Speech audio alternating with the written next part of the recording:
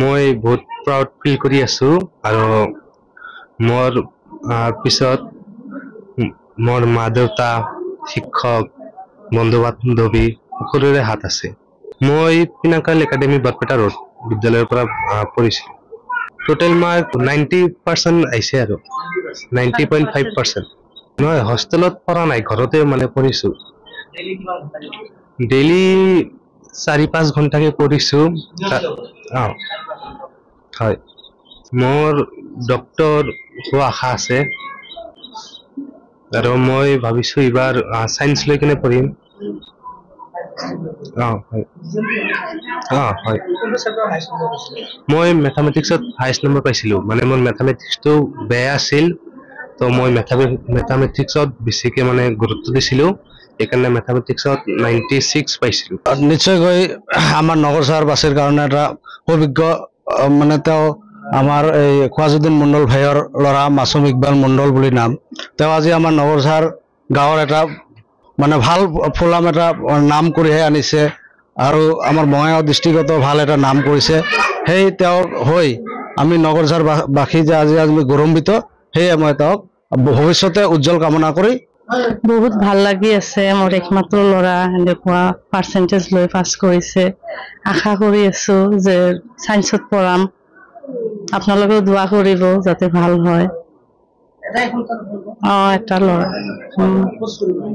Barpeta road পিনাকিল academy, লগতে পিনাকিল স্কুলৰ যিমান টিচাৰ প্ৰিন্সিপাল মেম ছাৰ চবকে ধন্যবাদ জনাওঁ।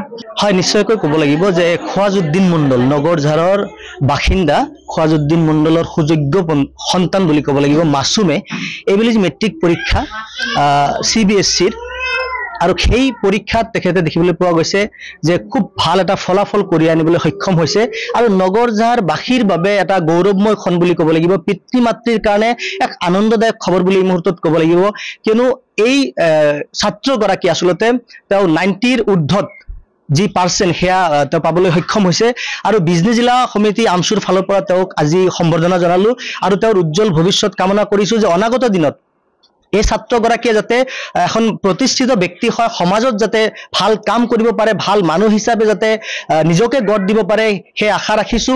আৰু পিতৃ মাতৃৰ সমান্তৰালভাৱে তেওঁলোকৰ যি বিদ্যালয়ৰ শিক্ষক শিক্ষয়িত্ৰী সকলোকে এই হিচাপতে ধন্যবাদ জ্ঞাপন কৰিব খুজিছো যে আচলতে তেওঁলোকৰ যি নৈতিক শিক্ষা, এই শিক্ষাৰ ফলশ্ৰুতিত আজি এই ছাত্ৰগৰাকী আচলতে ভাল এটা ফলাফল কঢ়িয়াই আনিবলৈ সক্ষম হৈছে।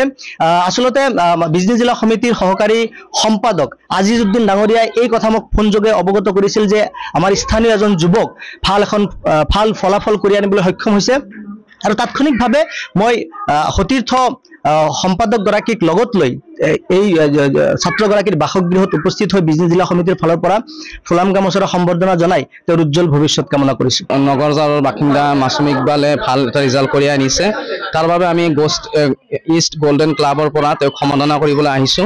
আমাৰ গোহাঁইগাঁও ইস্কনৰ পৰা আমি বহুকেইজন ক্লাবৰ মানুহে তেওঁক সম্বৰ্ধনা কৰিব আহিছো আৰু তেওঁৰ উজ্জ্বল ভৱিষ্যতৰ বাবে আমি তেওঁক দোৱা কৰো, প্ৰাৰ্থনা কৰো যেন তেওঁ ভৱিষ্যতত তেওঁ যি সপোন হোৱাৰ সেয়া যেন হয়। ঠিক আছে, আজি যিটো আমাৰ আনন্দ উল্লাস আপোনালোকে সকলোৱে দেখা পাইছে, এইটো নিশ্চয় এটা উদ্দেশ্য আছে।